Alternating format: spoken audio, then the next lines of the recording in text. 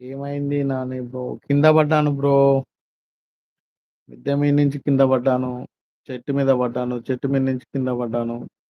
నడుములోకి దెబ్బ తాకింది. ఒక 10, 15 డేస్ బెడ్ రెస్ట్.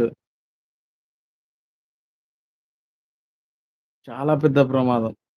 అసలు ఆ చెట్టు లేకపోతే అసలు ఇక నేను లేను. అంత పెద్ద ప్రమాదం.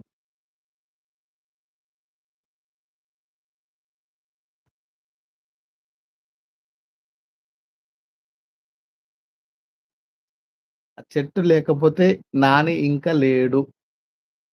No life. ఎందుకలా పైకెక్కాను. మిద్దె మీదకెక్కాను.